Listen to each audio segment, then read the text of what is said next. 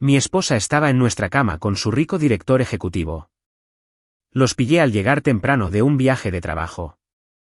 Me vio y sonrió triunfalmente hasta que le dije, le acabo de enviar a tu esposa un vídeo de ustedes dos. Estaba furioso desde que su esposa lo estaba. Me llamo Jude Carter, y les voy a contar cómo mi martes, un día cualquiera, se convirtió en uno de esos desastres que te hacen preguntarte si Dios tiene un sentido del humor retorcido o si simplemente fue un mal momento. Verán, llevaba 3 días en Dallas, escuchando presentaciones abrumadoras sobre proyecciones trimestrales y soluciones sinérgicas. Jerga corporativa que básicamente se traduce como, no tenemos ni idea de lo que estamos haciendo, pero usemos palabras elegantes. La conferencia terminó temprano, lo que debería haber sido mi primera señal de alerta. Me están pasando cosas buenas.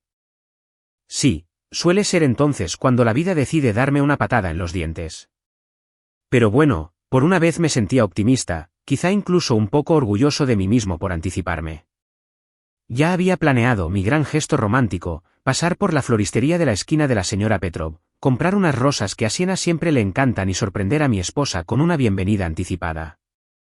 Ya sabes, ese tipo de cursilería que funciona en las comedias románticas, pero que probablemente hace que las mujeres de verdad pongan los ojos en blanco.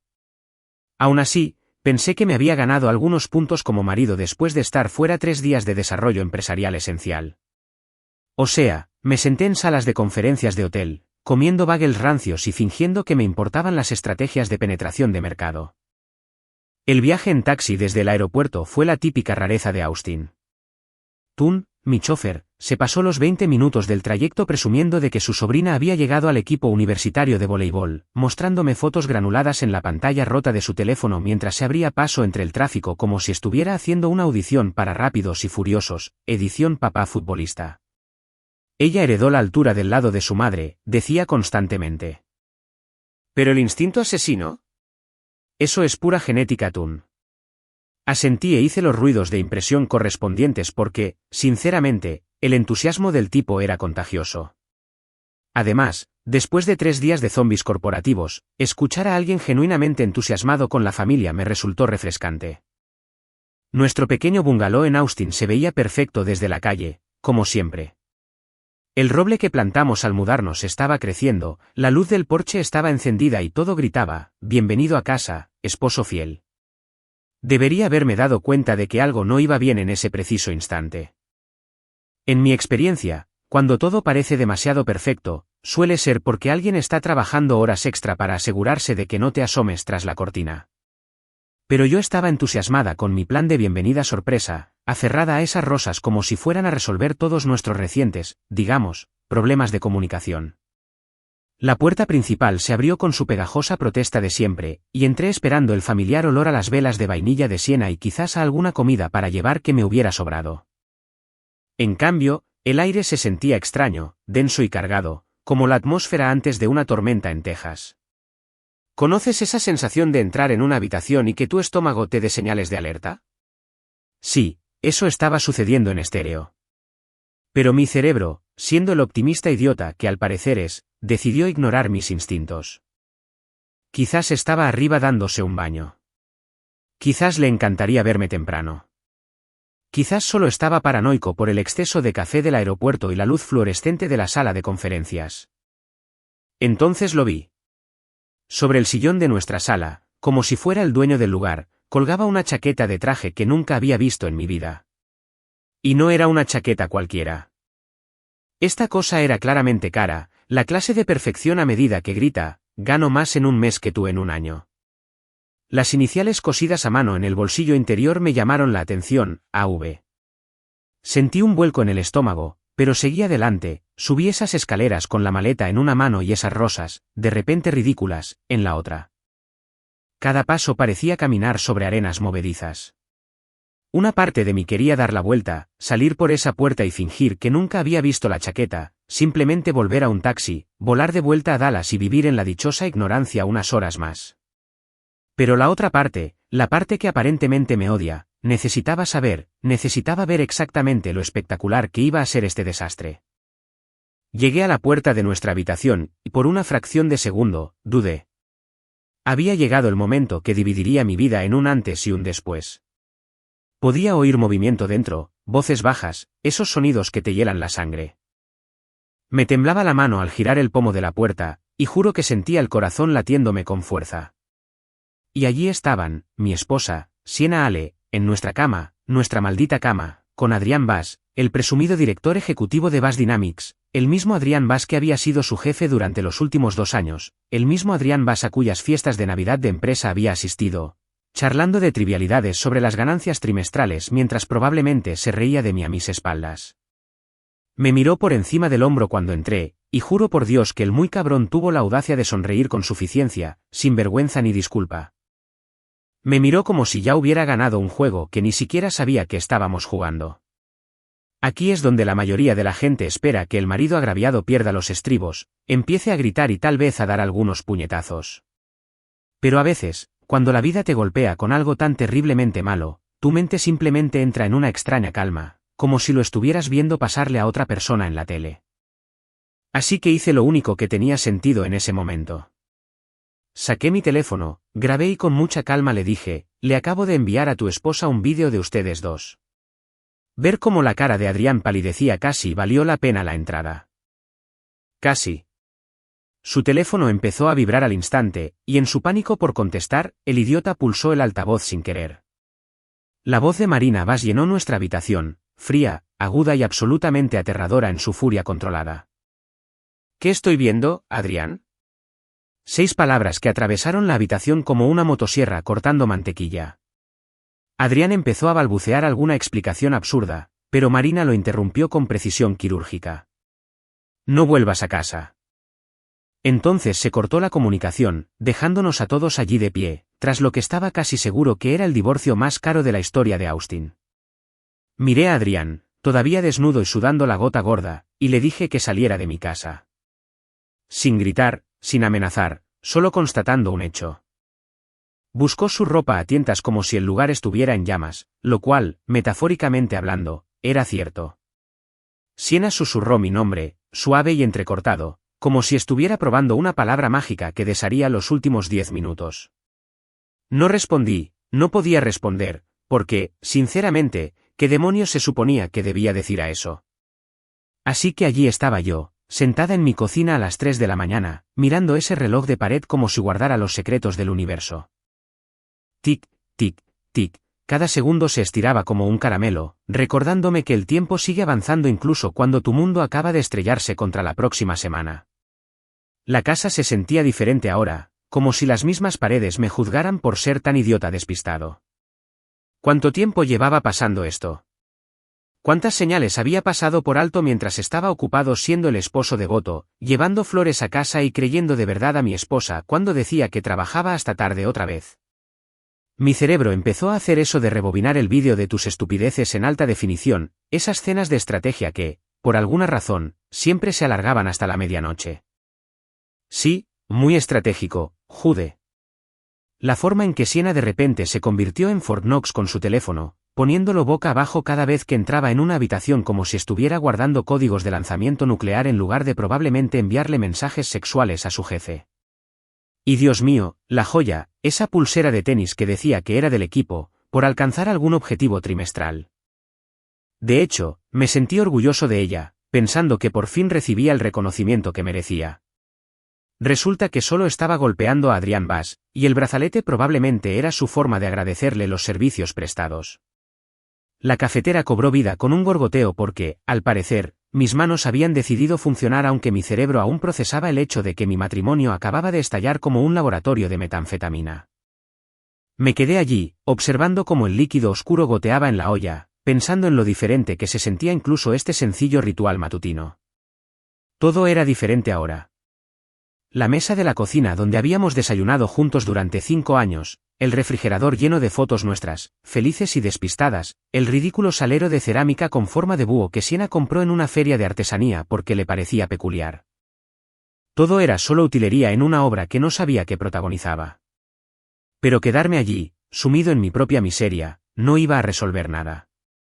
Y, sinceramente, cuanto más tiempo pasaba en esa casa, más me sentía asfixiado por el fantasma de mi propia ignorancia. Así que hice lo que cualquier persona racional haría cuando su vida se derrumba.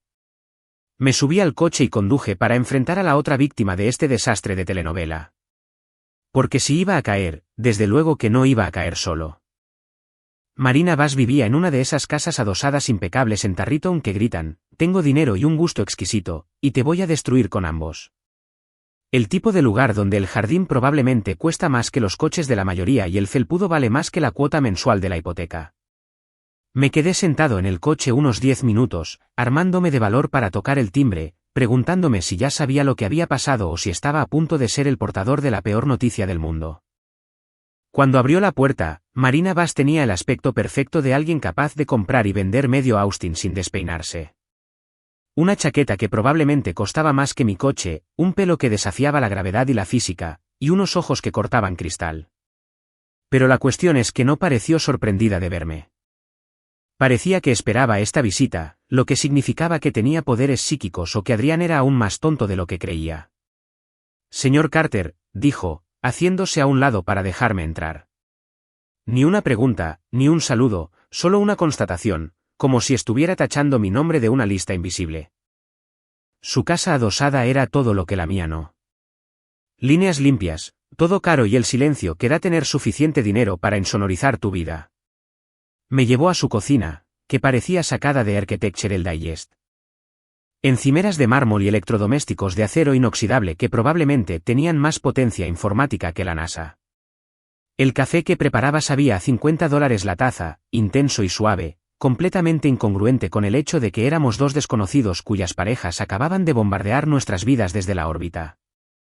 Nos sentamos uno frente al otro en la isla de su cocina, y juro que el mármol estaba tan frío que me heló el alma, lo cual probablemente era apropiado dadas las circunstancias. Bueno, dijo Marina, envolviendo su taza con las manos como si fuera un arma que se disponía a blandir. ¿Cuánto tiempo crees que lleva así? Directo al grano, sin charlas triviales, sin fingir que era una visita social. Eso ya me gustaba de ella. Sin tonterías, solo negocios. Empezamos a intercambiar información como si estuviéramos realizando una investigación forense, lo cual supongo que era cierto. Sacó su teléfono y me enseñó la agenda de Adrián, todas esas reuniones con clientes y sesiones de estrategia fuera de la oficina que encajaban a la perfección con las misteriosas trasnochadas de Siena. Le enseñé los extractos de tarjetas de crédito que antes me había confiado demasiado como para cuestionar, cargos en hoteles de los que nunca había oído hablar, restaurantes caros donde, al parecer, mi esposa se quejaba y cenaba con mi dinero mientras se acostaba con su jefe.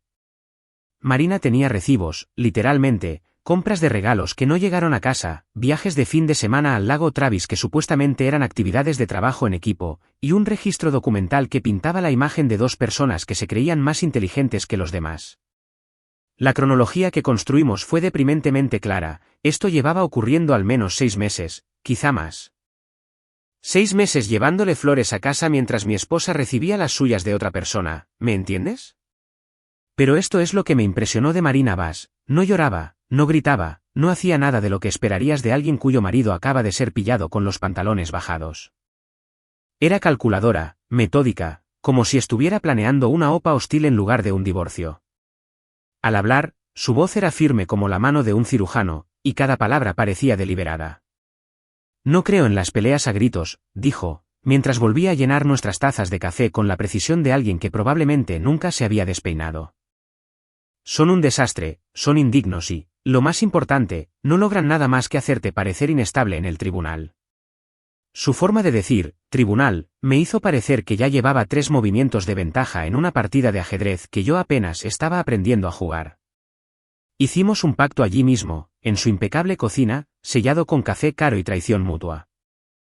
Nada de escenas públicas, nada de drama en redes sociales, nada de quemar sus oficinas en ataques de ira, solo consecuencias frías y calculadas, aplicadas con la precisión que haría llorar de envidia a un relojero suizo. Me entregó una tarjeta de presentación de Amara King, una abogada de divorcios que, según Marina, no cree en el fuego amigo. Es cara, advirtió Marina, pero vale cada centavo. Y Jude. Me miró con esos ojos tan penetrantes. No dejes que piensen que pueden con esto. Ellos tomaron su decisión. Ahora nosotros tomamos la nuestra. Les contaré algo sobre los abogados de divorcio. Son como tiburones, pero con mejores trajes y tarifas por hora que podrían financiar el PIB de un país pequeño. Cuando entré en las oficinas de King, Sato y Brandt, sentí como si entrara en una especie de fortaleza legal donde los sueños mueren y las cuentas bancarias se desmantelan sistemáticamente. La recepción gritaba: destruiremos a tus enemigos, pero te costará caro. Con sus pisos de madera pulida, muebles de cuero que probablemente costaban más que mi auto y arte abstracto que parecía como si alguien hubiera lanzado pintura sobre un lienzo y hubiera dado por terminado el día. Amar a King resultó ser justo lo que Marina había prometido. Una depredadora legal disfrazada de mujer profesional con un traje poderoso que probablemente podría detener balas. Su apretón de manos era tan firme que podía cascar nueces. Y cuando me miró, tuve la clara impresión de que ya estaba calculando de cuántas maneras podría destripar a la oposición. Su oficina era puras esquinas afiladas y libros de leyes intimidantes. El tipo de lugar donde se hace justicia con un toque de ruina financiera para quien sea lo suficientemente estúpido como para traicionarla. Así que dijo, acomodándose tras su escritorio como un general preparándose para la guerra. Marina me dice que tienes un caso de infidelidad con una pareja con complicaciones interesantes. La forma en que mencionó complicaciones interesantes hizo que pareciera que estaba pidiendo su plato favorito en un restaurante. Empecemos por lo básico. ¿Tiene hijos? Cuando negué con la cabeza, anotó algo que probablemente decía algo como: no hay batalla por la custodia que complique la carnicería. Vivienda compartida. Otra nota.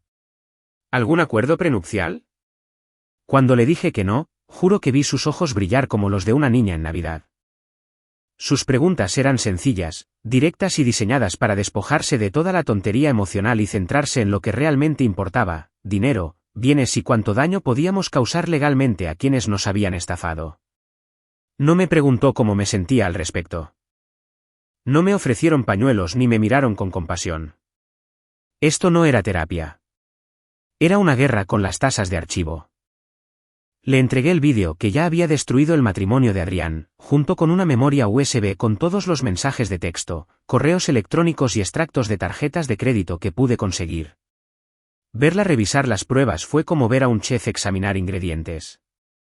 Sabía exactamente con qué trabajaba y cómo convertirlo en algo que dejaría a la oposición suplicando clemencia. Esto está bien, dijo, lo que en lenguaje jurídico probablemente se tradujo como: estamos a punto de hacer que estos idiotas deseen no haber nacido. Texas no es un estado sin culpa, a pesar de lo que mucha gente piensa. El adulterio importa aquí, y tienes documentación que haría llorar de alegría a un contador forense. Llamó a su asistente, y en cuestión de minutos, 2 personas más aparecieron en su oficina como refuerzos legales. Kira, su asistente legal, parecía capaz de organizar una invasión militar y aún tener tiempo para un café.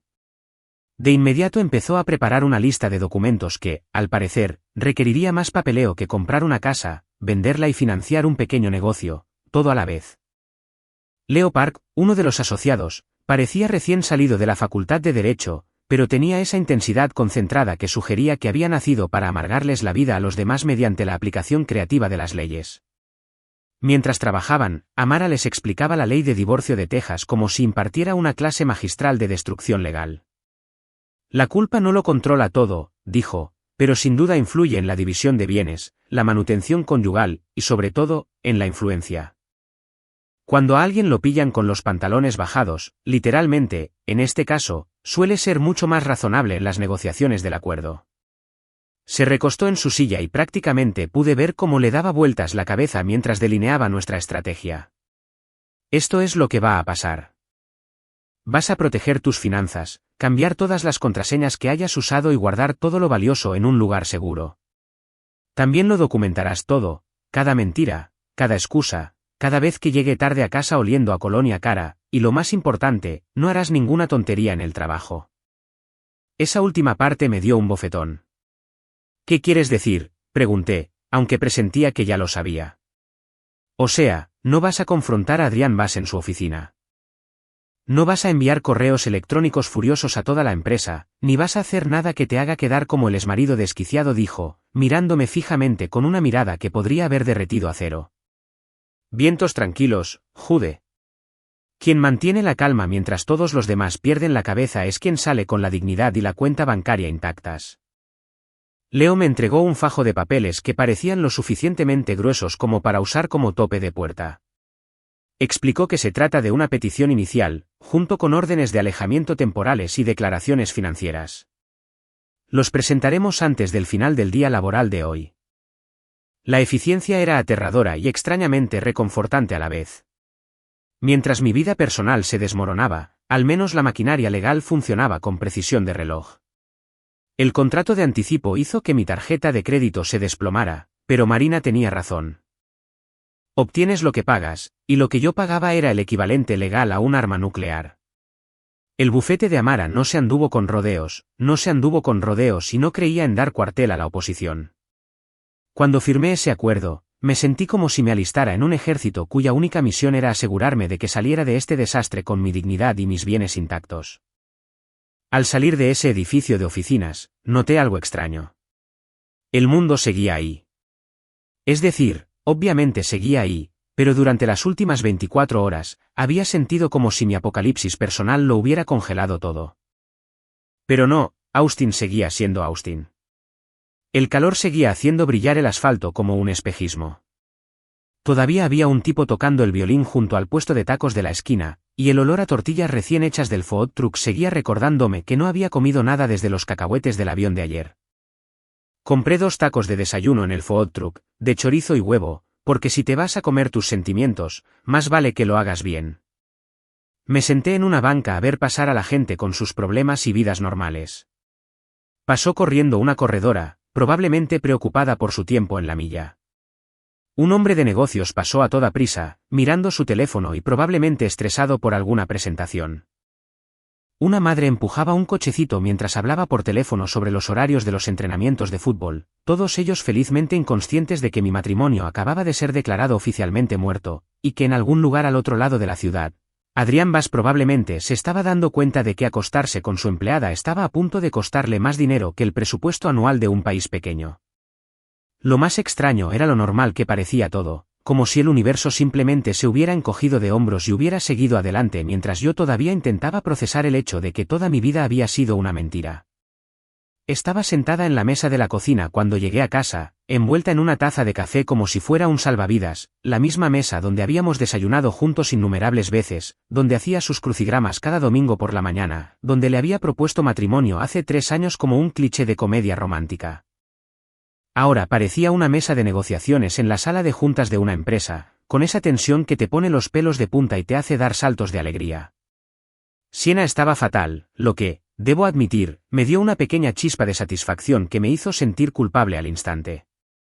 Su pelo se le paraba en la nuca cuando se lo pasaba las manos, tenía el maquillaje corrido como si hubiera estado llorando durante horas y llevaba la misma ropa del día anterior. Bien, al menos uno de nosotros parecía como si acabaran de bombardear su mundo desde la órbita. Tenemos que hablar, dijo sin levantar la vista de su taza, y casi me reí porque, ¿en serio? ¿Ahora quería hablar? Después de 6 meses de escabullirse a mis espaldas, después de convertir nuestra habitación en su cuartel general personal de adulterio, después de hacerme quedar como el mayor idiota del mundo. Pero no me reí porque, sinceramente, tenía curiosidad por ver qué clase de tonterías se iba a inventar. Me senté frente a ella, manteniendo la mesa entre nosotros como una zona desmilitarizada, y esperé. El silencio se alargó como un caramelo hasta que finalmente levantó la vista con esos grandes ojos marrones que antes me hacían olvidar mi propio nombre. Ahora solo me recordaban lo estúpido que había sido al confiar en alguien que mentía con la misma facilidad con la que respiraba. Los papeles estarán entregados el viernes, dije, porque pensé que mejor me cortaba la actuación que estaba preparando. Su rostro se arrugó como si le acabara de decir que Santa Claus había muerto, y las lágrimas empezaron a fluir como si alguien hubiera abierto un grifo. Jude, por favor, empezó, y ahí venía, el álbum de grandes éxitos de excusas para infieles. Fue un error, tenía muchísima presión en el trabajo, y Adrián estaba allí, y me sentía tan invisible en nuestro matrimonio. Estaba repasando todos los clásicos. La mujer vulnerable, el jefe manipulador, el marido negligente que, de alguna manera, la llevó a los brazos de otro hombre en la cama. La dejé hablar porque, sinceramente, me fascinaba la audacia de todo aquello. Ella estaba allí sentada intentando reescribir la historia como si yo fuera un idiota recién caído del camión de nabos. Según su versión revisada de los hechos, yo era el villano que, de alguna manera, la había obligado a hacer trampa siendo. ¿Qué exactamente? ¿Demasiado ocupado con el trabajo? ¿No lo suficientemente psíquico para leerle la mente? ¿Demasiado confiado para asumir que mi esposa no se estaba acostando con su jefe en nuestra cama mientras yo estaba fuera? Cuando finalmente se le cansó la paciencia, señalé arriba, hacia nuestro dormitorio.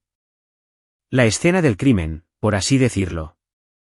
No hay un nosotros que arreglar, dije, asegurándome de hablar despacio para que cada palabra calara hondo.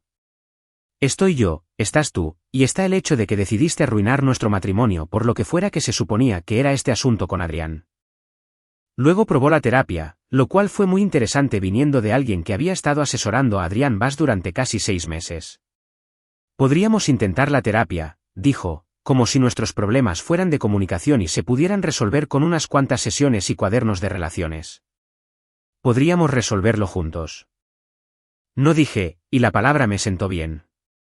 ¿Limpio? Sencillo. ¿Final? Entonces me pidió tiempo, como si el tiempo fuera una poción mágica que me haría olvidar que la encontré desnuda con su jefe en nuestra cama. Solo dame una semana, suplicó, para demostrarte que puedo cambiar, que esto no tiene por qué ser el fin de todo. No, repetí, y esta vez me sentí aún mejor. Finalmente, se la jugó y me pidió solo una semana, no para arreglar las cosas, sino para ver cómo seguir adelante sin destruirnos, lo cual fue divertidísimo porque, cariño, la destrucción ya había ocurrido. Ya se había encargado de eso cuando decidió que nuestros votos matrimoniales eran más como pautas que compromisos reales. No dije por tercera vez, y juro que vi algo morir en sus ojos. La esperanza, tal vez, o la ilusión de que, de alguna manera, podría evitar las consecuencias de sus decisiones. Asintió como si entendiera, pero me di cuenta de que no lo entendía. Seguía pensando como quien cree que las explicaciones pueden revertir las acciones, que la combinación correcta de palabras puede, de alguna manera, rebobinar el tiempo y hacer desaparecer el desastre de ayer. Pero así no funciona la vida, y definitivamente no funciona el adulterio. Subió a empacar, y debo reconocerle su eficiencia. 20 minutos después, volvió a bajar con 2 maletas y una expresión como si fuera a un funeral, lo cual, en cierto modo, supongo que era cierto. El funeral de nuestro matrimonio, oficiado por sus propias y terribles decisiones. En la puerta, intentó dar una especie de discurso de despedida, probablemente algo que había estado ensayando mientras empacaba, pero levanté la mano como un guardia de tráfico, porque, sinceramente, ¿qué más podía decir? Perdón, ya lo había dicho. ¿Adiós? La situación hablaba por sí sola. ¿Te amo? Esas palabras perdieron todo significado en el momento en que decidió compartir nuestra cama con alguien más. La puerta se cerró con un suave clic, y así, 5 años de matrimonio se redujeron al sonido de un pestillo al cerrarse. Me quedé allí un momento, casi esperando sentir algo dramático, alivio, ira, una tristeza aplastante, tal vez las 3 cosas a la vez. En cambio, me sentí extrañamente vacío, como si alguien me hubiera vaciado todas las emociones con un sacabolas y me hubiera dejado funcionando solo con el piloto automático. El señor Whitmore, nuestro vecino de unos 70 años, estaba podando las rosas de su jardín delantero, su forma educada de vigilar el drama que se desarrollaba en la casa de al lado. Cuando nuestras miradas se cruzaron al otro lado de la valla, me dedicó un pequeño gesto de asentimiento, sin compasión ni lástima, solo un reconocimiento mutuo. No dijo ni una palabra, no ofreció ninguna obviedad sobre cómo las cosas mejorarían o cómo yo estaría mejor sin ella. Agradecí ese silencio. A veces lo mejor que alguien puede hacer es simplemente presenciar tu desastre sin intentar arreglarlo ni justificarlo. El señor Whitmore lo entendió, bendita sea su vieja alma entrometida. Simplemente se dedicó a adornar sus rosas y fingió que no estaba viendo mi matrimonio morir oficialmente en tiempo real. Mientras yo estaba ocupado viendo cómo se llevaban mi matrimonio en una maleta con ruedas, Marina Bass aparentemente estaba llevando a cabo su propia versión de conmoción y asombro a unos 5 kilómetros de la ciudad. Mira, esto es lo que aprendí sobre Marina en las semanas siguientes. Cuando dijo que no creía en peleas a gritos, lo que realmente quería decir era que creía en algo mucho más aterrador. Destrucción sistemática, ejecutada con la precisión de un reloj suizo y la brutalidad de una máquina de asedio medieval. Su abogado, Victor Land, Resultó ser de esos que probablemente se comen a los abogados de la otra parte en el desayuno y usan sus lágrimas como crema para el café. A las 48 horas de nuestra reunión en la cocina, presentó mociones que harían llorar de admiración a un auditor fiscal. ¿Congelación de activos? ¿Listo? ¿Citaciones para el registro de gastos? Doble comprobación. Órdenes de emergencia que prácticamente convirtieron la vida financiera de Adrián en un invernadero, donde todos podían ver exactamente cómo había gastado su dinero. Triple comprobación, con la guinda del pastel. Lo bueno de la gente rica es que siempre deja rastros de papel, porque cuando uno está acostumbrado a comprar para salir de los problemas, tiende a olvidar que las tarjetas de crédito son básicamente cartas de confesión escritas en cuotas mensuales. La contable forense de Víctor, una mujer a la que probablemente le excitaban las hojas de cálculo, empezó a desglosar los gastos de Adrián como si estuviera haciendo una cirugía con un presupuesto ajustado. Suites de hotel que supuestamente eran para el entretenimiento de los clientes, pero que casualmente se encontraban en las noches en que Siena trabajaba hasta tarde. Regalos de empresa que resultaron ser pendientes de diamantes y bolsos de diseñador. Un fin de semana en el lago Travis, anunciado como una actividad de team building para ejecutivos, parecía haber involucrado a 2 ejecutivos creando algo que definitivamente no era sinergia corporativa. Mientras tanto, en Boss Dynamics, las fichas de dominó empezaban a caer como si fueran una especie de máquina de Rube Goldberg corporativa diseñada por alguien con un sentido de la justicia muy retorcido. El departamento de auditoría interna de la empresa, esos bromistas que normalmente se pasaban el día asegurándose de que nadie robara material de oficina, de repente se vio investigando si su director ejecutivo había infringido unas 17 secciones diferentes del manual del empleado. La cuestión con las empresas estadounidenses es que toleran muchas tonterías de sus ejecutivos. ¿Cocaína? Te mandamos a rehabilitación. ¿Malversación? Te hacemos un plan de pagos. ¿Pero estafar a tus empleados y exponer a la empresa a posibles demandas por acoso sexual? Ahí es cuando los abogados corporativos empiezan a afilar sus cuchillos y el Departamento de Recursos Humanos empieza a actualizar sus perfiles de LinkedIn. El legendario encanto de Adrián, que aparentemente había estado trabajando a destajo para convencer a todos de que solo era un visionario incomprendido con un profundo aprecio por el trabajo en equipo, de repente dejó de serlo al ser examinado bajo las luces fluorescentes de una sala de conferencias llena de abogados laborales. Resulta que el carisma no se traduce bien en informes de incidentes ni declaraciones juradas.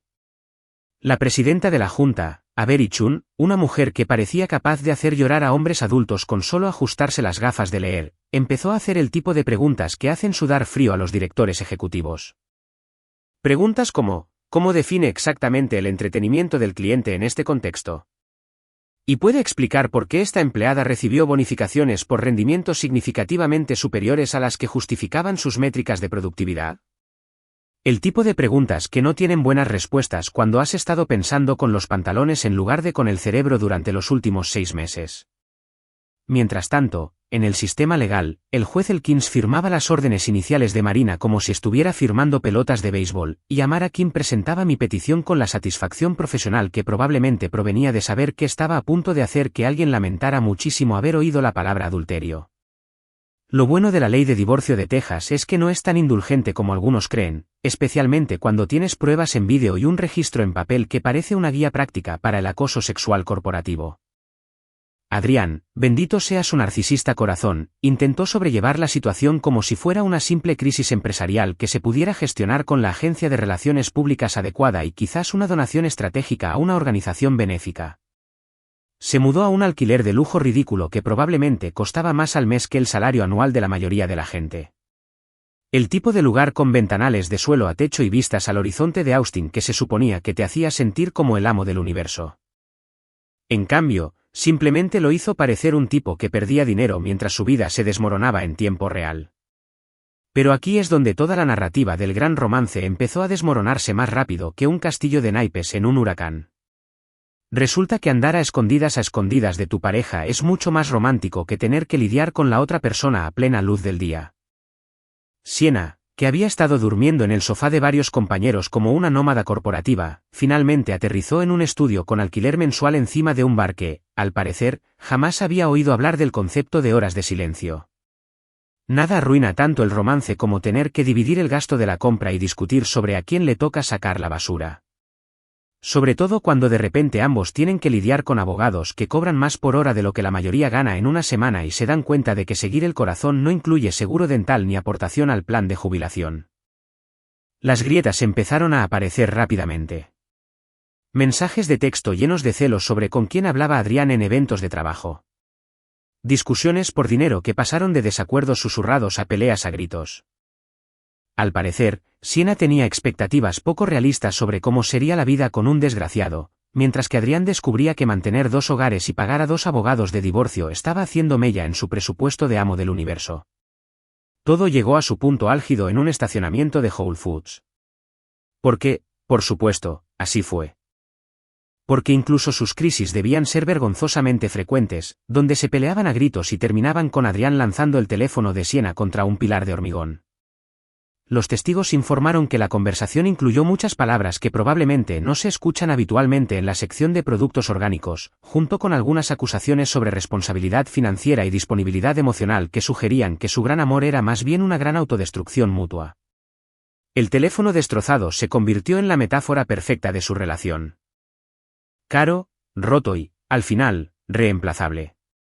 Adrián se marchó furioso en su BMW, probablemente murmurando sobre mujeres desagradecidas y la injusticia que implicaba todo, mientras Siena se quedó allí de pie, rodeada de los restos desperdigados de su dispositivo, y presumiblemente, de sus ilusiones sobre la vida que creía estar esperando. Desde mi perspectiva, presenciar todo esto fue como presenciar el descarrilamiento más caro del mundo. Eran 2 personas que habían perdido la vida por creerse más inteligentes que los demás, solo para descubrir que la infidelidad es en realidad otra forma de decir estupidez con mejor publicidad. ¿Sabes lo que dicen de quemar puentes? A veces no los quemas. A veces los subes a un camión y los llevas al vertedero municipal para ver cómo la maquinaria industrial los convierte en cubos de metal comprimido. Eso es exactamente lo que hice con nuestro dormitorio. Y déjame decirte, hay algo profundamente terapéutico en ver cómo un compactador de basura se traga la cama donde tu esposa se acostó con su jefe. Es como un cierre, pero con hidráulica y el satisfactorio crujido de los tableros de aglomerado al convertirse en materiales reciclables. Todo el asunto de deshacerse de los colchones empezó aproximadamente una semana después de que Siena se mudara, cuando me di cuenta de que ya no podía dormir en esa habitación sin sentirme como si estuviera acampando en la escena de un crimen. Cada vez que miraba esa cama, mi cerebro, amablemente, me proporcionaba una reproducción en alta definición de cuando entraba, con sonido envolvente y visión olfativa. Así que hice lo que cualquier persona racional haría ante muebles contaminados por una infidelidad. Alquilé una camioneta y lo convertí en un proyecto de demolición individual. Bajar un colchón quinsice y un somier por las escaleras uno solo es como intentar luchar con un pulpo de tela y muelles, pero yo actuaba movido por el despecho y la adrenalina que surge al finalmente hacer algo constructivo con la rabia. El marco de la cama se desarmó con más facilidad que mi matrimonio, lo cual me pareció apropiado de una manera que probablemente habría sido poética si yo fuera de los que se preocupaban por la poesía en ese momento. El vertedero era uno de esos lugares que te hacen apreciar la sencilla belleza de la eficiencia industrial. Hombres con cascos operando maquinaria capaz de aplastar un coche y meterlo en una lonchera. Montañas de muebles y electrodomésticos desechados que representaban los cambios de vida y los nuevos comienzos de miles de personas. Cuando vi cómo ese compactador se apoderaba de mi cama matrimonial y la convertía en algo que parecía arte abstracto hecho de resortes y arrepentimiento, me sentí más ligero que en meses. Pero destruir la evidencia fue solo el primer paso. El segundo consistía en llamar al equipo de Gwen, un grupo de tipos capaces de hacer que cualquier habitación pareciera sacada de una revista de mejoras para el hogar, siempre y cuando tuvieras el presupuesto y la paciencia para dejarlos hacer su magia. Gwen era una mujercita que parecía capaz de levantar un refrigerador en press de banca, y probablemente lo había hecho, a juzgar por cómo evaluó mi habitación, como si estuviera planeando una invasión militar. ¿Quieres lijar y renovar todo el piso?, preguntó, pasando la mano por la madera como si buscara pistas. Eso va a llevar unos 3 días y vas a necesitar otro lugar donde dormir mientras trabajamos. Cuando le dije que de todas formas había estado durmiendo en el sofá, asintió con la cabeza como si tuviera todo el sentido, lo cual agradecí. Nada de preguntas incómodas sobre por qué un hombre adulto acampaba voluntariamente en su propia sala. Verlos trabajar era como ver a artistas especializados en borrar el pasado. Las lijadoras eliminaron años de marcas y arañazos, junto con cualquier rastro invisible de traición que pudiera haberse incrustado en la veta de la madera. El olor a serrín y poliuretano era intenso y limpio, nada que ver con la colonia y las mentiras que habían estado flotando en el aire durante meses. Mientras trabajaban en los pisos, fui a Home Depot y pasé unas 3 horas mirando muestras de pintura como si guardaran los secretos del universo. Siena siempre había rechazado cualquier cosa que no fuera una variación del beige o el crema, alegando que los colores neutros son atemporales y que queríamos algo que no pasara de moda en la casa. En realidad, quería algo seguro y aburrido, algo que no ofendiera a los posibles compradores si alguna vez decidíamos vender. Pero ya no vendíamos y a mí no me interesaba lo atemporal. Me interesó el mío. Elegí un azul pizarra intenso que parecía una tormenta, el tipo de color que haría que la habitación se sintiera completamente diferente a todo lo que habíamos compartido. Cuando apliqué la primera franja de pintura en la pared, fue como trazar una línea entre quién era y en quién me estaba convirtiendo. Cada pincelada disimulaba no solo el beige insulso que había debajo, sino 6 años de concesiones y acomodo, fingiendo que lo neutro era sinónimo de felicidad. La cama nueva era sencilla, solo una robusta estructura de madera que no crujía al moverla, sin ningún cabecero elegante tallado con flores ni otras tonterías románticas, y venía con una garantía que no dependía del cumplimiento de las promesas de nadie. Compré sábanas suaves y blancas, completamente mías, almohadas que jamás habían soportado los sueños ni las mentiras de nadie, y un edredón que nunca necesitaría lavarse porque lo hubiera manchado el perfume de alguien. La primera noche que dormí en esa habitación después de la reforma fue como alojarme en un hotel que casualmente estaba en mi propia casa. Todo me resultaba familiar pero diferente, cómodo pero sin una historia cargada. Las paredes eran del color del agua, los suelos relucían con poliuretano fresco y el aire olía a nuevos comienzos en lugar de a viejos arrepentimientos. Por primera vez en meses, dormí toda la noche sin despertarme buscando a alguien que ya no estaba. Pero el dormitorio fue solo el principio. Empecé a hacer otros cambios, pequeños que probablemente no significarían nada para nadie más, pero que a mí me parecían revolucionarios. Dejé mis zapatos junto a la puerta sin escuchar las charlas sobre cómo dejar rastros de suciedad en la casa. Cené cereales mientras veía SportsCenter, porque al parecer eso es lo que pasa cuando no tienes que negociar cada comida como si fuera un tratado de paz entre naciones en guerra. El control remoto estaba siempre en mi lado del sofá, y podía ver partidos enteros sin que nadie me preguntara las reglas ni suspirara dramáticamente sobre lo aburrido que era el fútbol. Escuchaba música sin auriculares, dejaba los platos en el fregadero toda la noche sin sentirme culpable y descubrí que vivir sola no significaba sentirse sola. Significaba ser libre de ser yo misma sin tener que explicar ni justificar cada decisión a alguien que, al parecer, ya estaba planeando su salida. Mi jefe, Omar Shah, notó la diferencia en el trabajo, lo que o bien significaba que mi infelicidad era más evidente de lo que pensaba, o que el divorcio me había dado algún tipo de superpoder profesional. Durante una reunión de resumen con un cliente, me tomó aparte y me dijo, últimamente pareces más centrado, más comprometido. Tenía razón, aunque no podía explicarle con exactitud cómo el auge de tu vida personal me había facilitado concentrarme en las proyecciones trimestrales y el análisis de mercado. La verdad era que tenía la mente más despejada que en años. Sin preocuparme constantemente por si Siena era feliz, si yo hacía lo suficiente, si esas noches largas eran solo por trabajo, podía concentrarme en las tareas que tenía por delante. Problemas que antes me parecían abrumadores de repente parecían manejables. Clientes que antes me intimidaban simplemente parecían personas que necesitaban soluciones que yo era perfectamente capaz de proporcionar. Era como si hubiera estado intentando resolver problemas de matemáticas con la mitad del cerebro atado a la espalda, y de repente alguien hubiera cortado las cuerdas. La energía mental que había estado gastando en negación y justificación, intentando arreglar cosas que en realidad no estaban rotas, ahora estaba disponible para usos más productivos, como averiguar por qué nuestra cuenta más grande perdía dinero a raudales y qué podíamos hacer para detenerlo. Por primera vez en mucho tiempo del que podía recordar, sentí que mi vida realmente me pertenecía. Resulta que cuando no gastas la mitad de tu energía mental intentando descifrar si el que tu mujer vuelva a trabajar hasta tarde significa que en realidad está trabajando o solo está trabajando en la cremallera de su jefe, descubres que tienes una capacidad cerebral desaprovechada simplemente sentado buscando algo productivo que hacer. ¿Quién lo diría? Yo desde luego que no, pero al parecer había estado funcionando al 60% de mi capacidad durante meses, quizá años, y de repente tener acceso a toda la CPU fue como pasar de Internet por línea telefónica a Internet de fibra óptica. el trabajo dejó de ser algo que hacía para pagar las facturas y empezó a ser algo con lo que elegía participar porque, sorpresa de todas las sorpresas, en realidad se me daba bastante bien cuando no estaba distraído preguntándome por qué mi mujer había desarrollado de repente una reacción alérgica a llegar a casa antes de las 10 de la noche. Omar llevaba años acumulando proyectos en mi escritorio, probablemente porque era de las pocas personas que no se quejaba de inmediato de las horas extra ni pedía recursos adicionales cada vez que algo requería un esfuerzo real.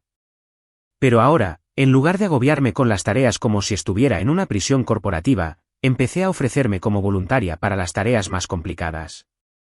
Ya sabes, las cuentas que todos los demás evitaban porque eran complicadas, aburridas o involucraban a clientes con las habilidades sociales de un tejón con cafeína. Había una cuenta, Henderson Manufacturing, que llevaba 6 meses perdiendo dinero y volviendo loco a todo nuestro equipo, ya que nadie entendía por qué sus márgenes de beneficio se desvanecían más rápido que las donas gratis en una comisaría. Pasé 3 semanas revisando sus libros contables como si buscara un tesoro escondido, comparando facturas, órdenes de compra y contratos con proveedores hasta que encontré el problema. Su principal proveedor había ido subiendo los precios gradualmente a la vez que bajaba la calidad, pero lo hacían tan lentamente que nadie se dio cuenta hasta que el efecto acumulativo empezó a aparecer en los informes trimestrales. Fue como una muerte financiera por 1000 cortes, y en cuanto lo señalé, la solución fue obvia. El director ejecutivo de Henderson estaba tan agradecido que me envió una botella de bourbon que probablemente costaba más que la cuota de mi coche, y Omar empezó a mirarme como si acabara de hacer un milagro laboral en lugar de simplemente hacer cálculos matemáticos básicos con la mente en orden. Deberías encargarte también de la cuenta de Meridian, dijo, deslizando otra carpeta por mi escritorio como si estuviera repartiendo cartas en la partida de póker más aburrida del mundo. Tienen algunos problemas con la cadena de suministro que parecen ser de tu interés. Lo curioso fue que, de hecho, quise encargarme de ello. No porque necesitara demostrar nada ni impresionar a nadie, sino porque resolver acertijos resultaba satisfactorio cuando no pasabas la mitad del tiempo preguntándote si tu pareja te mentía en la cara sobre dónde había estado y con quién. El trabajo se convirtió en un espacio limpio y lógico donde los problemas tenían soluciones reales y el éxito se medía en números que no mentían, ni engañaban, ni de repente decidían que necesitaban espacio para encontrarse a sí mismos. Pero esto es lo bueno de tener un ancho de banda mental extra, empiezas a notar que hay todo un mundo ahí fuera más allá de tu cubículo de oficina y tu matrimonio en crisis. Había estado tan concentrado en intentar mantener mi vida personal en orden que me había olvidado por completo de la orientación para voluntarios del centro comunitario a la que me había apuntado hacía unos 8 meses, cuando Siena la estaba atendiendo, deberíamos dar más importancia. Perdió el interés después de unas 2 semanas, lo que debería haber sido otra señal de alerta, pero siempre quise insistir en contactarla y nunca lo hice. La señora Chika Okoye dirigía el programa de tutorías como si coordinara una operación militar, pero con más abrazos y mucha más paciencia para los niños que creían que las matemáticas las había inventado Satanás específicamente para arruinarles la vida. Era una de esas personas capaces de ver una sala llena de niños inquietos de 8 años, y de alguna manera, transformarlos en pequeños estudiantes centrados simplemente creyéndolos capaces de más de lo que creían. ¿Estás aquí por el programa de ayuda con las tareas?, preguntó cuando finalmente llegué un martes por la noche, probablemente con aspecto de haberme perdido camino a una convención sobre la crisis de la mediana edad. Cuando asentí y le expliqué el retraso en el seguimiento, simplemente sonrió y me entregó una etiqueta con mi nombre, como si la tardanza fuera solo otro problema con una solución obvia. ¡Qué momento tan oportuno! Tengo 2 hijos que podrían necesitar a alguien con tu experiencia. Así conocí a Zoe, que tenía 9 años y, al parecer, había decidido que las fracciones eran su enemigo personal en una guerra que estaba decidida a ganar a base de pura terquedad y creativas aplicaciones de borradores. Tenía el pelo rizado que desafiaba la gravedad y la honestidad directa que solo los niños pueden mostrar sin parecer groseros. ¿Estás casada?, preguntó durante nuestra segunda sesión de tutoría, mientras hacíamos una tarea que implicaba dividir porciones de pizza de maneras que, de alguna manera, le permitieran aplicar las matemáticas a su vida diaria. Yo, le dije, intentaba explicarle el divorcio a alguien cuyo mayor drama sentimental probablemente giraba en torno a quién se sentaba en qué lugar a la mesa. ¿Te descasó?, preguntó Zoe, probablemente la descripción más precisa de divorcio que jamás había escuchado. Sí, lo hizo. Zoe reflexionó sobre esta información mientras mordía la goma de borrar, que parecía ser su método preferido para procesar información emocional compleja. «Qué mal», concluyó finalmente. ¿Estás triste?, A veces, dije, y era cierto, pero estoy mejorando. Bien, dijo. Volver a su hoja de ejercicios así lo resolvió todo. ¿Seguirás viniendo los martes? Seguiré viniendo los martes, prometí, y lo decía en serio. Había algo refrescante en la forma en que Zoe abordaba los problemas. Identificar el problema, hacer preguntas directas, determinar qué debía suceder a continuación, avanzar. Sin dramas, sin intenciones ocultas, solo soluciones prácticas y suficiente flexibilidad para adaptarse cuando las circunstancias cambiaran.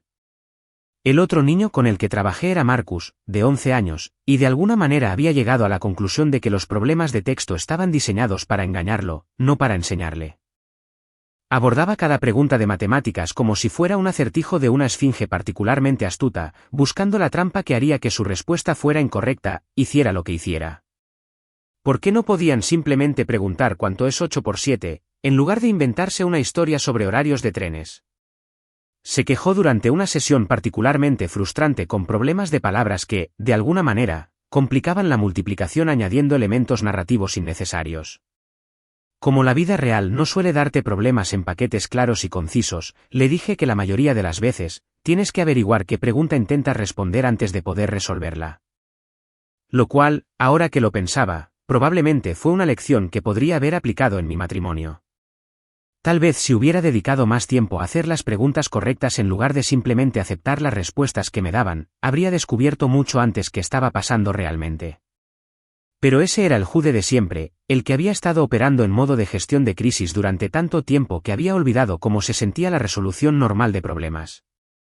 El nuevo Jude, el que tenía tiempo y energía mental para el voluntariado y disfrutaba ayudando a los niños a calcular fracciones, estaba descubriendo que la vida fuera de la zona de desastre era bastante satisfactoria. Los sábados se convirtieron en algo completamente diferente, senderismo. Me uní a un grupo de senderismo que se reunía en el Parque Zilker todos los fines de semana, en parte porque necesitaba hacer ejercicio sin tener que huir de mis problemas, y en parte porque tenía curiosidad por saber si podría soportar estar rodeado de gente que no sabía nada de mi reciente catástrofe personal. Priya era ingeniera de software y hablaba de programación como otros hablan de poesía, encontrando la belleza en algoritmos elegantes y bases de datos bien estructuradas. Mateo trabajaba en el departamento de urbanismo y conocía la historia de cada puente y edificio que pasábamos en nuestras caminatas. Briar era diseñadora gráfica independiente con opiniones firmes sobre la elección de fuentes y capaz de detectar un kerning incorrecto a 50 metros de distancia. Sabían que me había divorciado recientemente porque surgió con naturalidad en la conversación, pero no sabían nada de Adrián ni de Siena ni de todo ese lío sórdido de traición, abogados e investigaciones corporativas. Para ellos, yo era solo Jude, el tipo al que le gustaba el buen café y los senderos tranquilos, y que podía mantener un ritmo constante durante 16 kilómetros sin quejarse del calor. Después de nuestras caminatas, solíamos ir a un puesto de tacos para desayunar que servía café tan fuerte que despertaba a los muertos y tacos que probablemente podrían resolver la mayoría de los problemas del mundo si tan solo supiéramos distribuirlos adecuadamente. Nos sentábamos en mesas de picnic bajo robles, hablando de todo, desde lo más insignificante hasta lo más significativo, frustraciones laborales, planes para el fin de semana, observaciones aleatorias sobre el tráfico de Austin y si la escena de los food trucks se estaba volviendo demasiado comercial. Era normal, de una forma que había olvidado que existía. Sin intenciones ocultas, sin manipular temas delicados, sin preguntarme si alguien me decía la verdad o solo lo que creía que quería oír. Simplemente gente siendo gente, compartiendo tacos de desayuno y frutos secos, y esa clase de conversación relajada que surge cuando nadie intenta impresionar a nadie ni ocultar nada de lo que se avergüence. Por primera vez en mucho tiempo del que podía recordar, estaba aprendiendo lo que se sentía estar rodeada de gente que realmente parecía disfrutar de mi compañía, no porque necesitaran algo de mí ni se sintieran obligados a incluirme, sino simplemente porque realmente les gustaba tenerme cerca. Fue una revelación envuelta en botas de montaña y servida con una guarnición de salsa verde.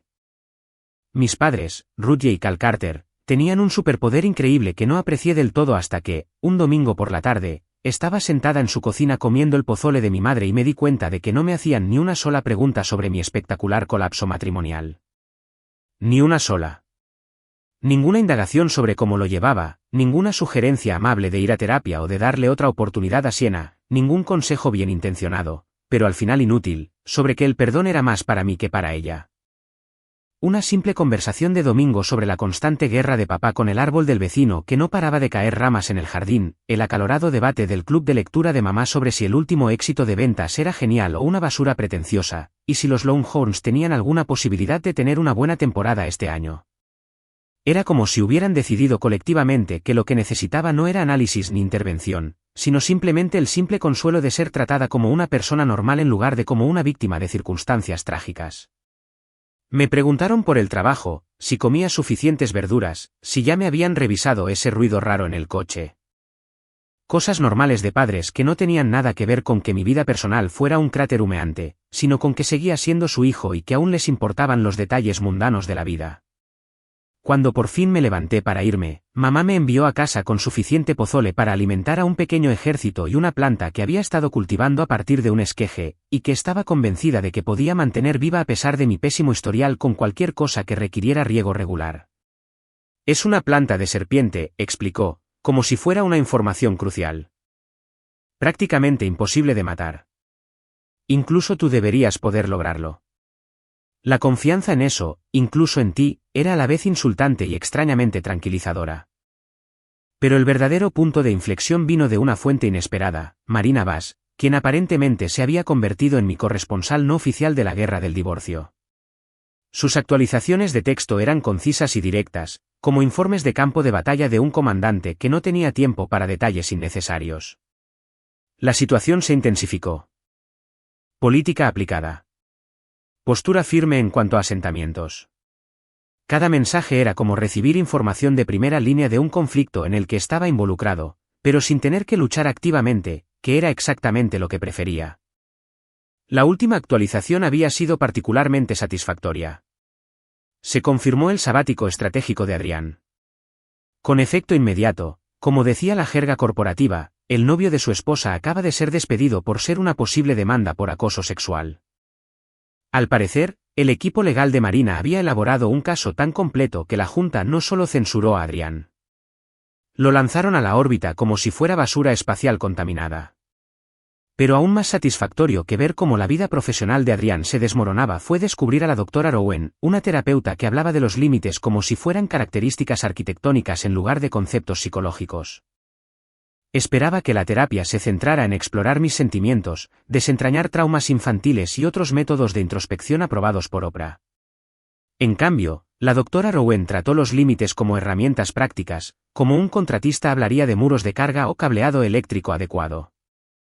Piensa en los límites como puertas con cerraduras que controlas, me dijo durante nuestra tercera sesión, sentada en su consultorio, que parecía más una cómoda sala de estar que un centro médico. Tú decides quién recibe las llaves, a quién invitan a entrar y quién ni siquiera toca. Me hizo practicar diciendo frases sencillas que parecían revolucionarias por su franqueza. No, eso no me funciona. Me voy. Frases básicas que, por alguna razón, nunca aprendí a usar sin justificarlas y disculparme. La tarea que me dio era engañosamente simple. Haz una lista de reglas personales y cúmplelas durante una semana. No metas aspiraciones ni cosas que espero lograr con el tiempo, sino reglas reales con consecuencias reales. La lista que elaboré me pareció obvia y radical. Regla número 1, no explico mi negativa. Si alguien me pide algo y no quiero, un no es una oración completa. No le debo a nadie un análisis detallado de mi razonamiento, un análisis de costo-beneficio de mi tiempo ni una explicación de por qué su solicitud no se ajusta a mis prioridades. No es no. Punto. Fin de la discusión. Regla número 2, no persigo a quienes me hacen daño. Si alguien decide que quiere irse de mi vida, ya sea por sus acciones o decisiones, no voy a gastar mi energía intentando convencerlo de lo contrario. La gente te demuestra quién es con su comportamiento, y cuando te demuestra que está dispuesta a hacerte daño, créele la primera vez. Regla número 3, no rescato lo que decide ahogarse. Esta se refería específicamente a Siena, pero en realidad aplicaba a cualquiera que crea sus propios problemas y espera que otros los solucionen. Si alguien quiere tomar decisiones destructivas, es su derecho, pero no puede convertir esas decisiones en mi responsabilidad. La primera vez que tuve que usar estas reglas fue cuando Siena me llamó unas 2 semanas después, llorando porque su casero estaba siendo irrazonable con un asunto de la fianza y me pidió que hablara con él, porque yo era mucho mejor manejando este tipo de confrontaciones. La antigua Jude probablemente habría ido allí con una caja de herramientas y una chequera, lista para resolver cualquier problema que hubiera creado con una combinación de mala planificación y pensamiento mágico. La nueva Jude dijo, «Eso no me funciona», y colgó. Me devolvió la llamada 3 veces. No contesté. Dejó mensajes de voz cada vez más desesperados, explicando que no se trataba de nosotros. Se trataba simplemente de ser una buena persona con alguien que lo estaba pasando mal. El cuarto mensaje de voz incluía un lenguaje ingenioso sobre cómo me había vuelto fría y egoísta desde el divorcio, como si el instinto de supervivencia fuera un defecto de carácter. Borré todos los mensajes sin escucharlos del todo y seguí con mi día. Me sentí raro, como si llevara ropa que no me quedaba bien, pero también me sentí poderoso de una manera completamente desconocida. Por primera vez en años, estaba eligiendo qué problemas merecían mi atención. Y, sorpresa, sorpresa, las emergencias autocreadas de los demás no pasaron la prueba. Las mismas reglas se aplicaban en el trabajo, donde descubrí que decir, no estoy disponible para llamadas nocturnas a menos que sea una verdadera emergencia, no resultaba en mi despido inmediato ni en mi exilio profesional. En cambio, la gente simplemente ajustaba sus expectativas y empezaba a planificar sus crisis durante el horario laboral como adultos funcionales. Increíble cómo funcionaba. La doctora Rowen explicó que los límites no son muros diseñados para mantener a todos fuera. Son más bien como límites de propiedad que permiten a las personas saber dónde se encuentran y cuáles son las reglas para estar en su espacio. Los buenos límites realmente mejoran las relaciones, dijo, porque todos saben qué esperar. La gente no puede violar reglas que desconoce y no puedes enojarte con ellos por cruzar límites que nunca trazaste. La planta de serpiente que me regaló mi madre se convirtió en un símbolo extraño de todo este asunto de los límites. La puse en mi oficina en casa, junto a mis diplomas y mi colección de tarjetas de béisbol de la infancia. Cosas que eran mías, que representaban mis intereses y logros, y las partes de mi vida que no dependían de la aprobación ni la participación de nadie más. Cada mañana, al ver esa planta aún viva, sentía como una pequeña victoria sobre mi incapacidad histórica para ocuparme de las cosas que dependían de mí.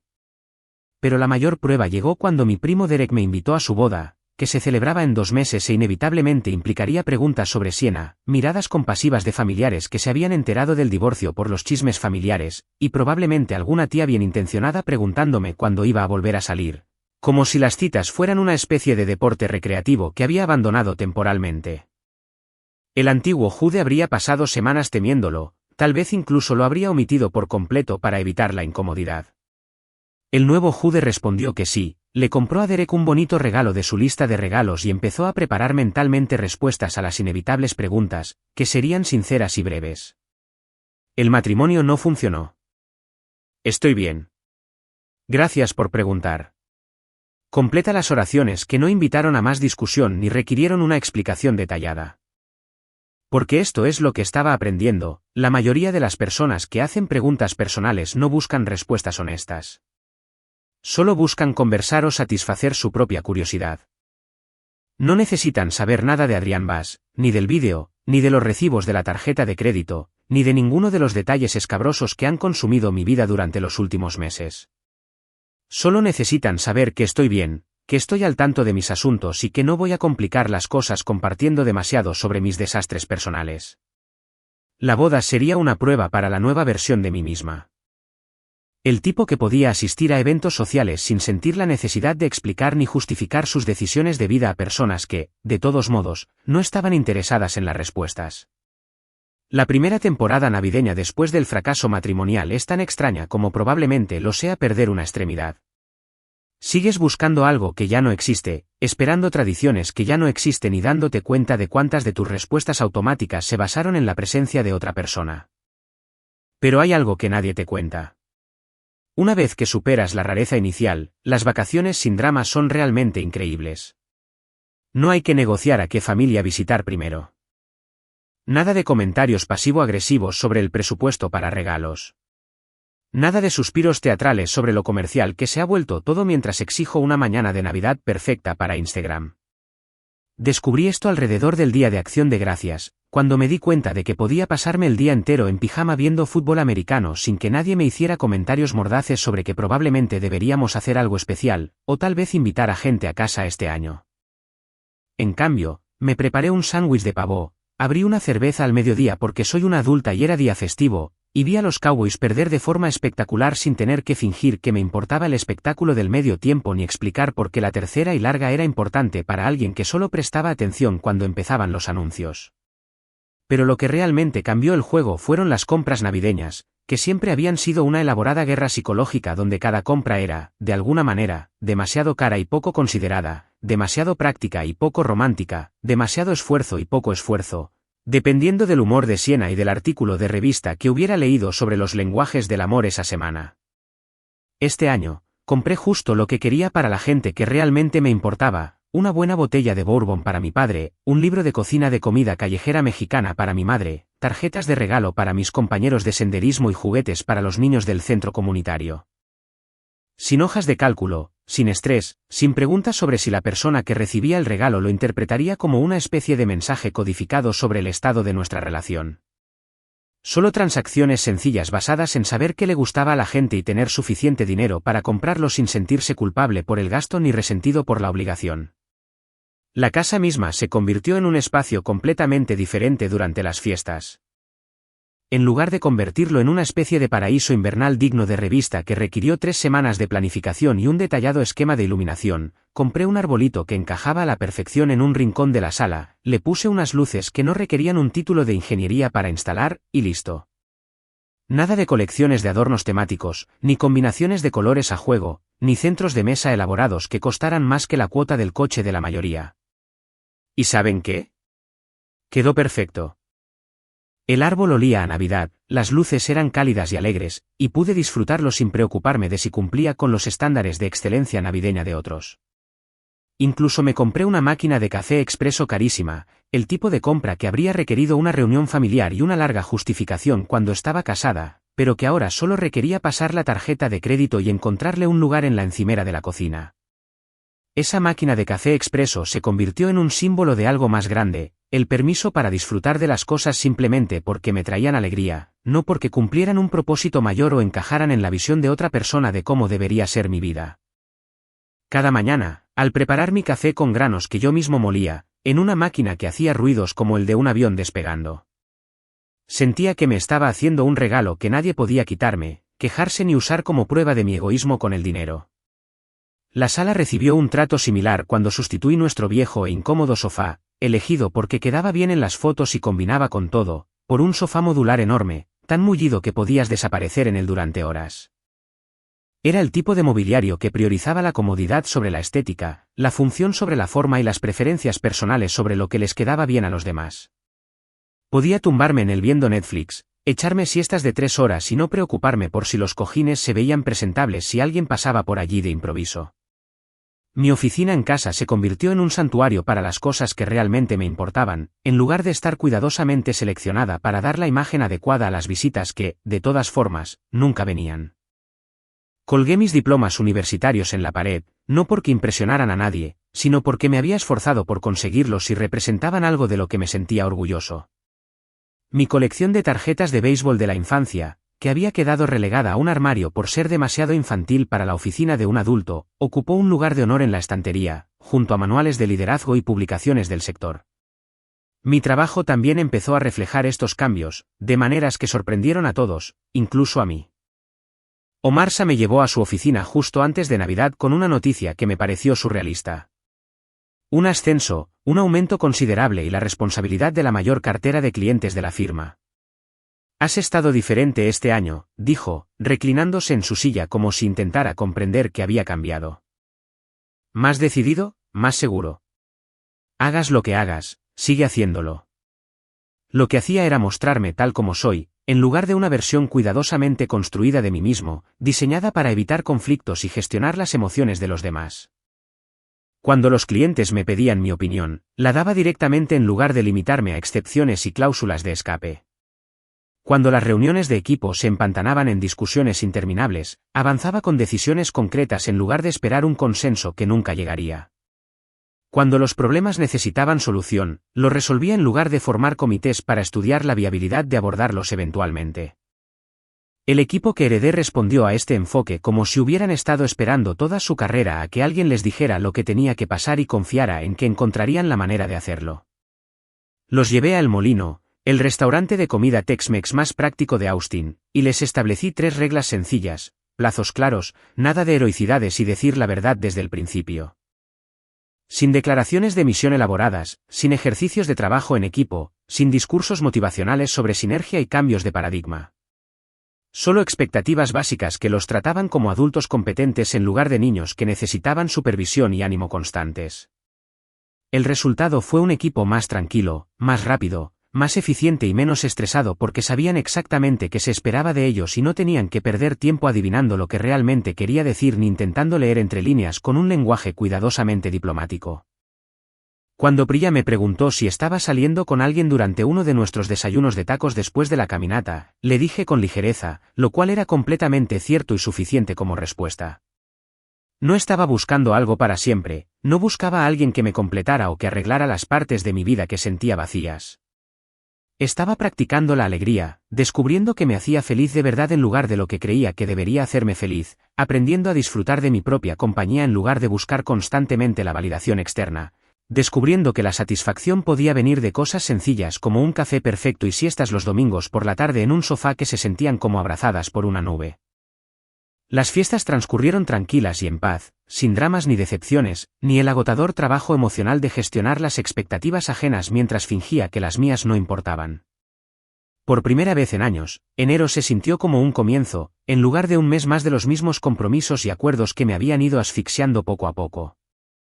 3 años son suficientes para que las aristas de la catástrofe se suavicen, para que los recordatorios diarios de lo perdido se desvanezcan en el ruido de fondo de una vida que ha aprendido a funcionar sin ellos. 3 años es lo que tarda en encontrarse con la amiga de tu exesposa en el pasillo de cereales deben parecer una pequeña molestia en lugar de un gran acontecimiento emocional. Fue exactamente lo que me pasó un martes por la noche, cuando intentaba decidirme entre unos cheerios con miel y nueces y un cartón orgánico que decía ser bueno para mi digestión. Katrina había sido una de las mejores amigas de Siena cuando aún creía saber quién era, cuando las invitábamos a cenar y todos fingían preocuparse por los maridajes de vinos y charlábamos de proyectos de reforma y vacaciones.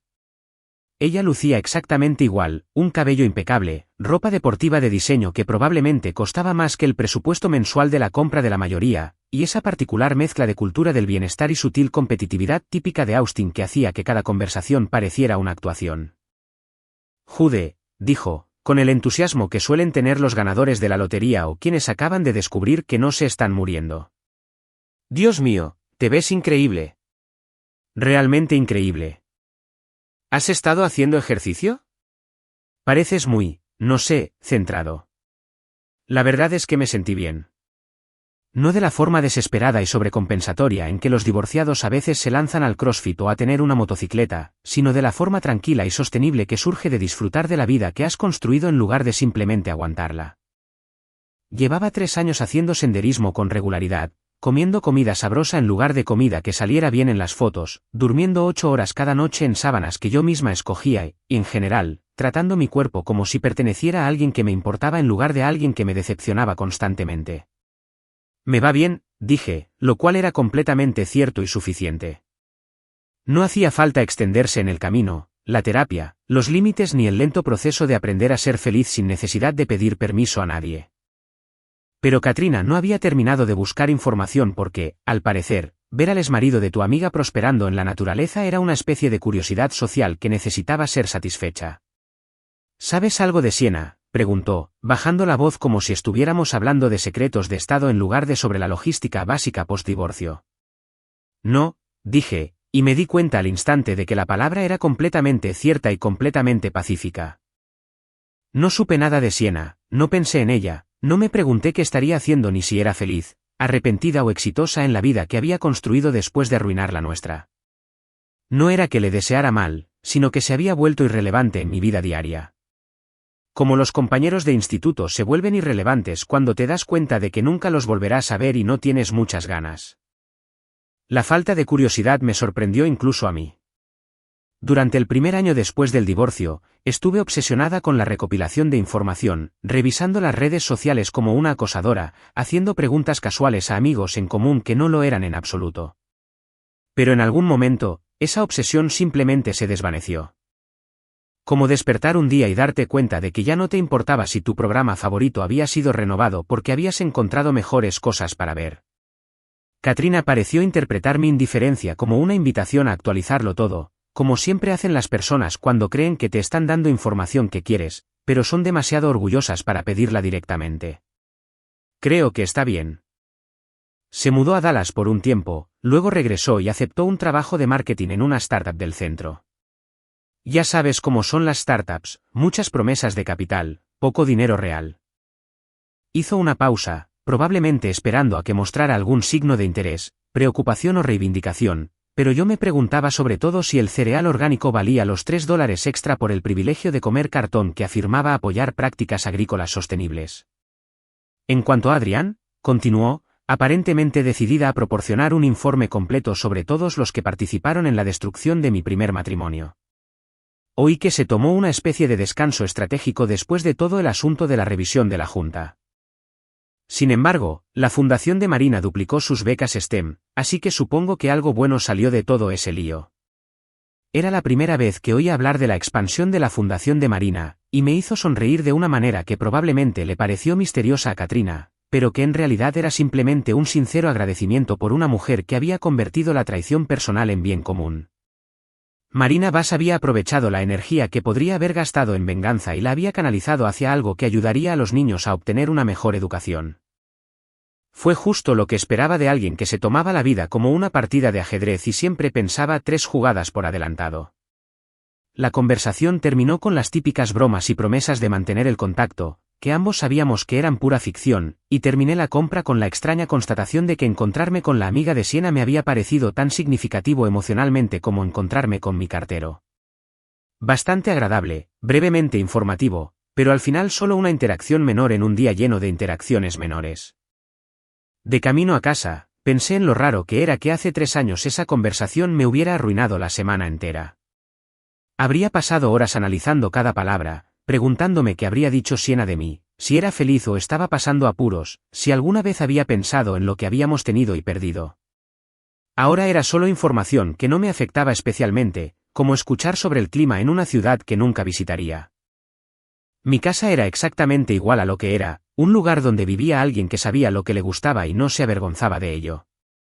El dormitorio azul pizarra que 3 años atrás me había parecido revolucionario, ahora me parecía un hogar. La costosa máquina de café expreso se había ganado su lugar en la encimera preparando miles de tazas de café perfectas. El enorme sofá modular había soportado incontables siestas, maratones de películas y tardes de domingo dedicadas a leer libros que nadie más tenía que aprobar ni fingir que les parecían interesantes. Pero la verdadera transformación estaba en los pequeños detalles, los que solo yo notaba. La forma en que podía dejar los platos en el fregadero toda la noche sin sentirme culpable. Cómo podía pasarme un sábado entero sin hacer absolutamente nada productivo sin que nadie comentara sobre tiempo perdido u oportunidades perdidas. Cómo podía comprar comida basándome en lo que realmente quería comer en lugar de en lo que quedaría bien en las redes sociales o en impresionar a mis invitados, quienes probablemente eran demasiado educados como para admitir que no les gustaba la quinoa más que a mí. Esa noche, me senté en el porche trasero con una taza de espresso perfecta, viendo cómo el cielo se volvía de ese tono rosa tan particular que solo se da en Texas durante los 20 minutos que separan el día de la noche. El aire era lo suficientemente cálido como para no necesitar chaqueta, y lo suficientemente fresco como para que sentarme afuera se sintiera como una opción en lugar de una prueba de resistencia. A lo lejos, oía a niños jugando en el patio trasero de alguien, el sonido de risas y peleas de chapoteo que anunciaban que el verano había llegado oficialmente y que las clases habían terminado.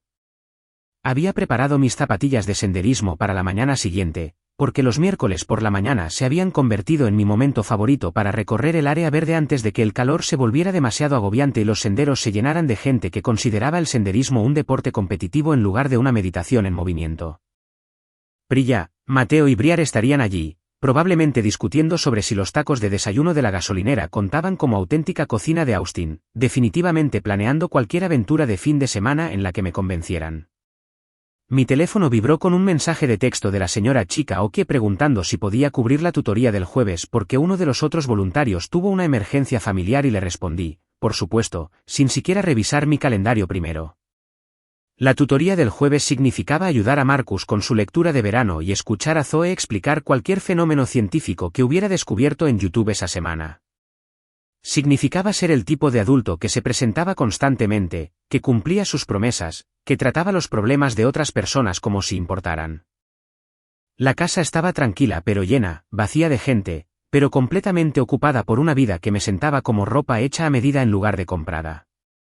Cada habitación reflejaba decisiones que había tomado por razones que me parecían lógicas, desde los diplomas en la pared de la oficina hasta las tarjetas de béisbol que por fin habían salido del almacén, pasando por la planta serpiente que no solo había sobrevivido, sino que prosperaba bajo mi cuidado, echando nuevos brotes como un dedo medio verde a todos los que alguna vez habían insinuado que no podía cuidar nada que dependiera de mí. 3 años me habían enseñado que la mejor venganza no es su sufrimiento. Es esta vida que se adapta como un par de botas perfectamente usadas, cómodas, resistentes y listas para cualquier terreno que se presente. Es el descubrimiento de que la felicidad no requiere la participación ni la aprobación de nadie. Esa satisfacción puede provenir de cosas sencillas como un buen café, tardes tranquilas y la satisfacción de estar presente para quienes te necesitan. Siena y Adrián habían perdido la vida porque creían que merecían algo más emocionante que lo que tenían, algo que se pareciera más a las películas y menos a la vida real con sus placeres mundanos y compromisos cotidianos. Habían buscado el drama, la pasión, la emoción de los secretos y los momentos robados. Y, por lo que pude ver, habían terminado con justo lo que ese tipo de pensamiento suele traer. Caos, complicaciones y la clase de felicidad que requiere constante apoyo y validación por parte de los demás. Mientras tanto, había aprendido a encontrar alegría en cosas que no requerían la cooperación de nadie. El espresso perfecto, la satisfacción de un problema resuelto en el trabajo, la sensación de piernas fuertes que me llevaban por un sendero difícil, el simple placer de estar exactamente donde quería estar en lugar de fingir estar en otro lugar. Construiría una vida que me perteneciera por completo, que no me podrían arrebatar las malas decisiones de nadie, ni la crisis de la mediana edad, ni el repentino descubrimiento de que preferirían estar con otra persona. Los niños a los que di clases particulares crecerían y probablemente olvidarían mi nombre, pero tal vez recordarían que los adultos a veces cumplen sus promesas. El grupo de senderismo podría distanciarse a medida que la gente se mudaba, cambiaba y encontraba nuevos intereses, pero habríamos tenido esas mañanas de sábado perfectas juntos, compartiendo tacos de desayuno y chistes malos, y el simple placer de caminar por lugares hermosos con gente cuya compañía disfrutábamos. Mis padres seguirían enviándome a casa con demasiada comida y plantas que podría o no matar, tratándome como a su hijo en lugar de como una víctima de circunstancias ajenas a su control. El trabajo seguiría recompensándome por mostrarme tal como soy, en lugar de como una versión cuidadosamente construida de mí mismo, diseñada para evitar conflictos y gestionar las emociones ajenas. Y seguiría despertando cada mañana en una casa que se sentía como mi hogar, en una vida que se sentía como mía, rodeado de decisiones que tenían sentido y relaciones que no requerían negociación, gestión ni disculpas constantes. Lo mejor no fue que yo hubiera ganado ni que ellos hubieran perdido. Fue que dejé de llevar la cuenta por completo, de comparar mi felicidad con el éxito o el fracaso de los demás, de preocuparme por si quienes me habían hecho daño prosperaban o luchaban en otra parte de una vida que ya no tenía nada que ver conmigo. 3 años de luz. Así era la recuperación. No la ausencia de oscuridad, sino la presencia de la iluminación que provenía de comprender finalmente lo que realmente necesitabas en lugar de lo que creías que debías desear.